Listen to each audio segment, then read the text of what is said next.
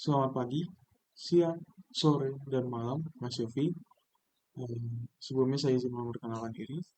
Nama saya Anselm Jeremia Sudusi Tanggang dari kelas B dengan NIM akhir 205. Pada kesempatan kali ini, saya ingin melengkapi tugas ulangan akhir semester saya, yaitu tentang berita terkait larangan pemasaran dan penjualan iPhone 16 di Indonesia. Yang saya analisis dalam konteks nilai-nilai Pancasila yang menyoroti peran Indonesia di dunia global, dasar hukum negara, serta tantangan Pancasila dalam era globalisasi. Langsung saja, nilai pertama yaitu Pancasila dalam hubungan internasional dan peran global Indonesia.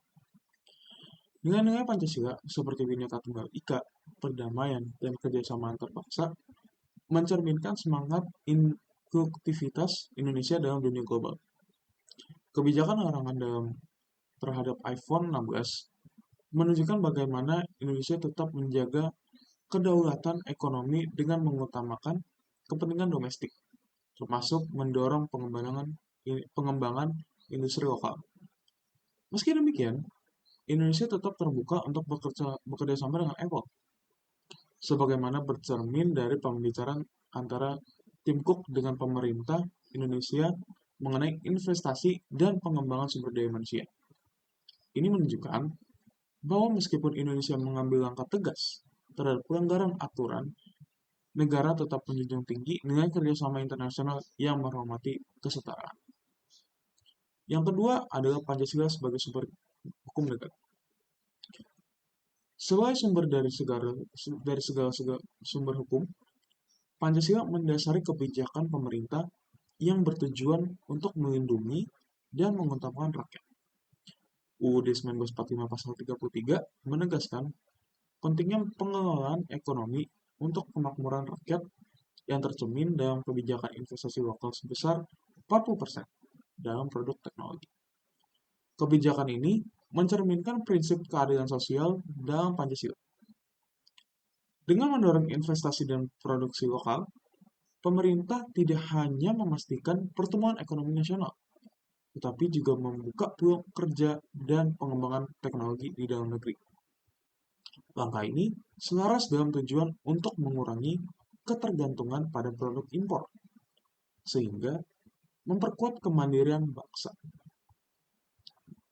Yang terakhir adalah tantangan Pancasila di era globalisasi. Di era globalisasi ini membawa tantangan signifikan, termasuk pengembangan teknologi yang pesat dan tekanan dari ideologi global. Dalam konteks ini, penerapan Pancasila menjadi lebih penting dari sebelumnya. Kebijakan terhadap iPhone 16 mencerminkan sikap pemerintah yang tetap berpegang pada nilai-nilai Pancasila dalam menghadapi tantangan modern, seperti dominasi perusahaan global dan ketidakseimbangan dalam perdagangan internasional. Tantangan lainnya adalah untuk memastikan bahwa nilai-nilai Pancasila seperti keadilan dan kedaulatan tetap relevan dalam pengambilan keputusan di tengah kemajuan teknologi. Sementara, kebijakan larangan ini mempromosikan kemandirian Indonesia juga perlu menjaga keseimbangan agar tidak kehilangan peluang untuk berkontribusi dalam ekosistem global, seperti dalam sektor teknologi dan inovasi.